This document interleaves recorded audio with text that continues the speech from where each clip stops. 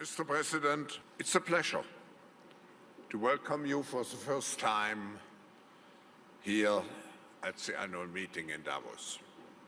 Last April, you won the presidential elections in Ukraine with a staggering majority of 73%. I think this is a dream for any politician to have such a majority. Much emphasis and hope has been put into your government's ability to reform the Ukraine from within. You have laid out your extensive ambitions to remake Ukraine into a dynamic market economy, free of corruption. At the same time, the Ukraine is faced with daunting challenges, and as a president, you have already had to deal with the political reality in your first months of office. We are now very eager to hear from you how you see the future of Ukraine. Welcome very much, Mr. President.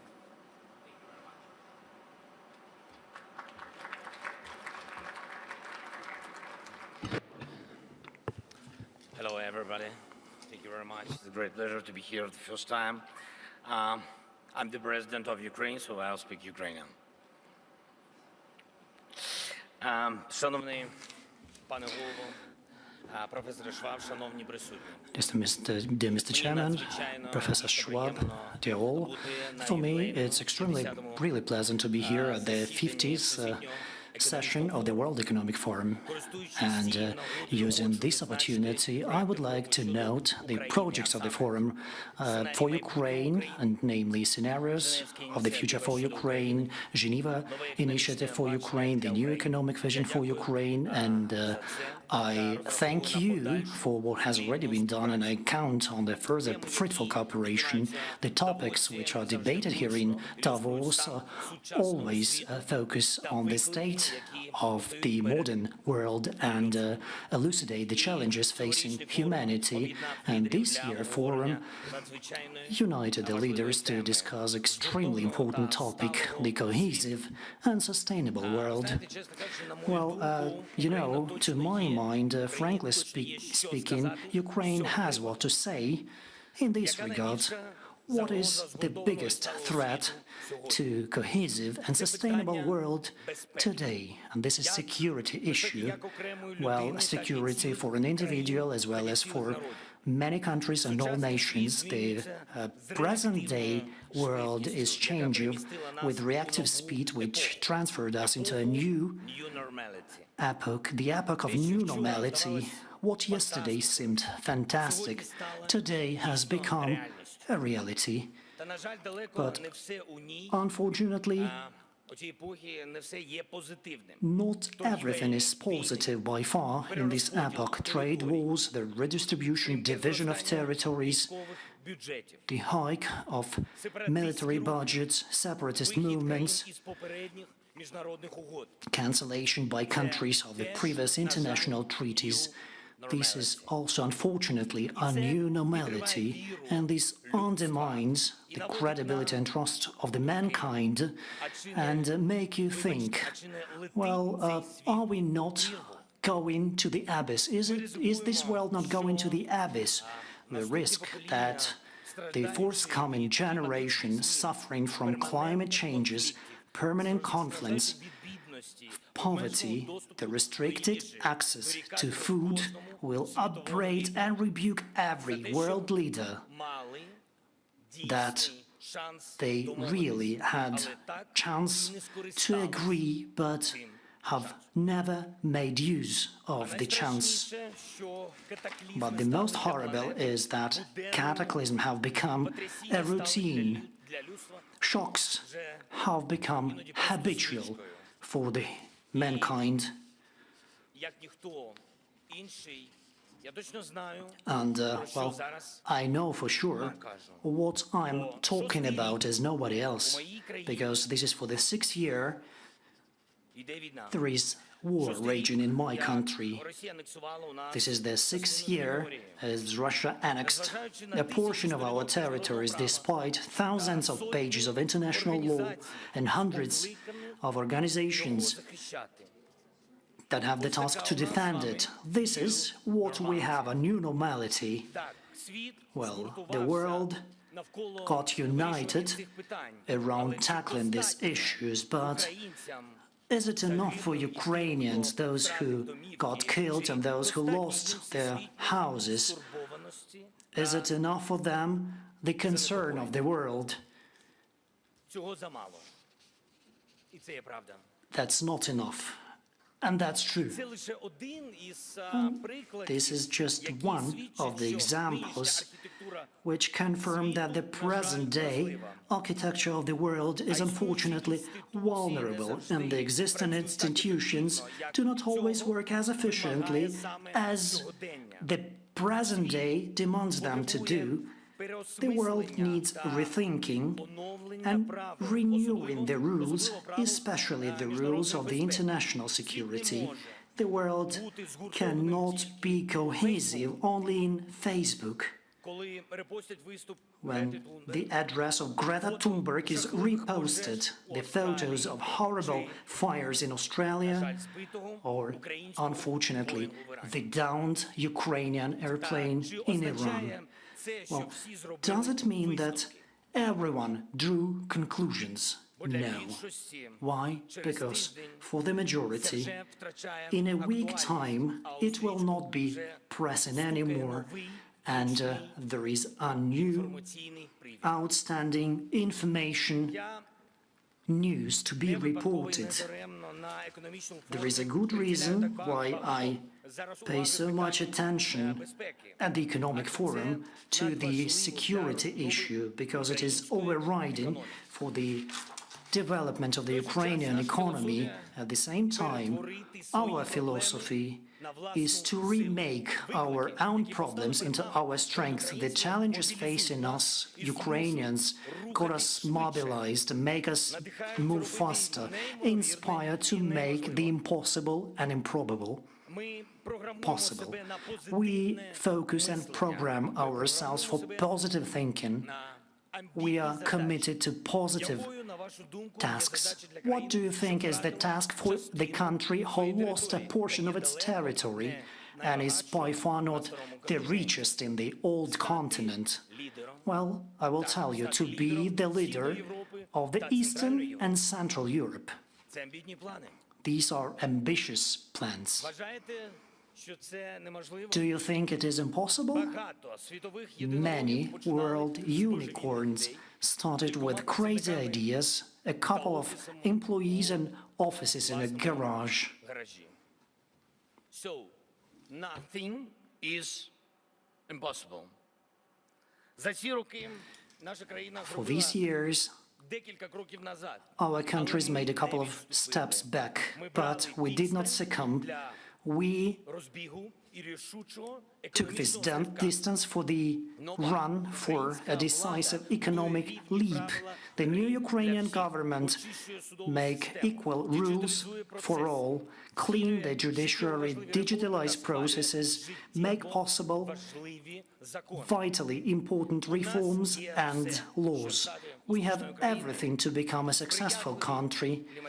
Favorable climate conditions, advantages very much, geographical location, untapped agricultural and industrial potential, and our most precious resource, unbelievably creative and very talented people. And they are in top 50 according to the Human Capital Index rating. For now, we lack only two things. There is no other option but to be successful. This is the first one, and we do not have sufficient investments. We propose to all of you to be the stakeholders and shareholders of the success of the new Ukraine. Today, for the pragmatic and ossified world drastically wants miracle, and the world economy on the verge of the new global crisis needs economic miracle. Ukraine is the place where miracles come true. And my objective that the manuals next to the case studies of Japan, South Korea and Singapore, Ukraine would be written about. So please join in. Ukraine should become an investment mecca of Eastern and Central Europe. The main driver for economic development is an opportunity to get the profits, and we're one of few countries who are now allowed to make such a high profit on investment capital.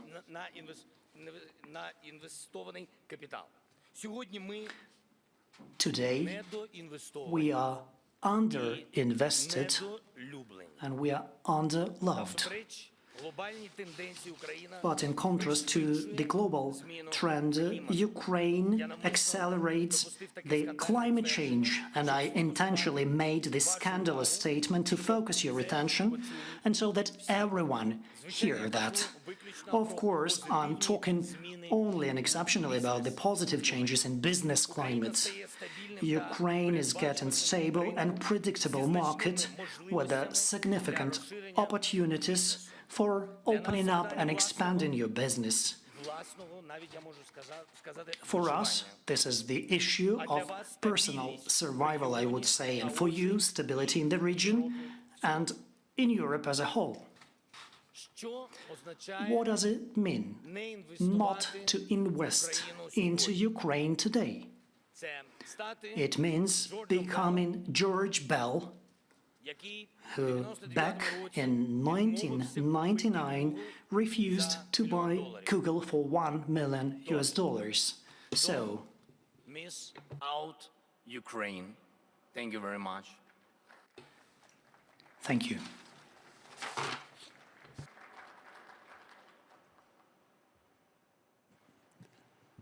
Mr. President, Zelensky, I would like to express the admiration for your courage, which was certainly decisive to undertake substantial reforms already in Ukraine. Thank you very much. It's a kind of jewel you presented to us for investments. My first question would be, what additional reforms are very important for you in the next future? Well, thank you for your question. Well, truly speaking, I have been working as a president for 248 days. Well, you understand how difficult this profession is, because you know how many days I am in a position. And starting from September, this was the beginning of the work for our parliament. And on the average, in these 4 or 5 months, well, we have adopted, and I mean our new parliament, the Verkhovna Rada of Ukraine, we adopted such a big number of important laws which could not be passed for different reasons, and it's not only about the president during many years. The laws which really improved the business climate for Ukraine, despite everything, well, we reformed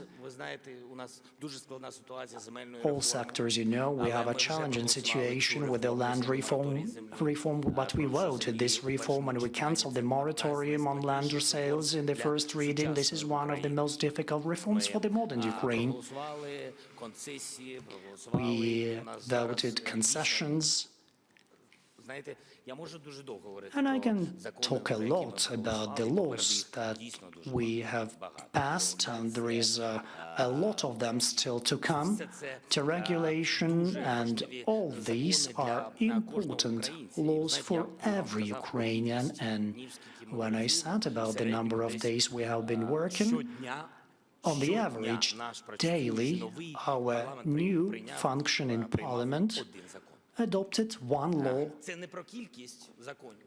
a day. This is not about the number of the laws, it's about the number of challenges. And when I said that we voted the law on concessions, this is not just to say that we passed bills or we worked. No. Well, we have the bids and we will have the concessions of the seaports, not in many years, but in the nearest days we will understand who won and the Western investor will come to Ukraine. We are making great strides and big changes in the law enforcement system. You may be aware of that. We had a challenging reform for the relaunching of the General Prosecutor's Office. We did it, and we are about to launch the reform of the Security Service of Ukraine. We've relaunched the Anti-Corruption Court, and since September it has been working, and we are about to make reforms in the Anti-Corruption Bureau. We have the objective that every day when you come home, you understand that it's not just that you worked this day as a president, because I would like to say that for 248 days I'm a president, and all these days I have been working for Ukraine, and all these days I spent little time my family, because every day being the president, I have to come up with some important outcome for Ukraine, just to explain my children why I'm not home. President, I think it's impressive how many reforms you enacted in such a short time. Let me switch to another issue. You have an association agreement with the EU, and EU actually has committed to support Ukraine in ensuring a prosperous and a democratic future. What can the EU do? What is the importance? You are such a European country, so how do you see your future to the EU? Дуже проста відповідь. My answer will be simple. First, we see our future in the European Union. What does the European Union have to do for Ukraine? Just to take Ukraine on board into the European Union are complicated things, but it seems to me it takes easy decisions. We signed the association agreement with the European Union, and we are on course to the European Union, but we have to come to understand that not only Ukraine should and wants to be in the European Union, and many EU members support us and see us, our future, next to them in the European Union as an equitable partner, but some EU countries should want to take Ukraine on board to the European Union. This is a philosophical question. This is not about when we will be in the European Union, but what status Ukraine will be granted in the European Union. What will the attitude be to our country? The attitude as to the powerful player, the equal player, the country which is respected, which is not looked down at. And it seems to me, Mr. Schwab, this is a very good moment when we know one big country made an exit from the European Union, then maybe this is for Ukraine a time to enter. Mr. President, you talked about the 6 years where we have accepted vulnerability and a very, let's say, also dangerous situation in your country as a new normal, as you expressed in your speech. You were meeting Chancellor Merkel, President Macron, President Putin just beginning of December. Do you see any, I would say, light at the end of the tunnel?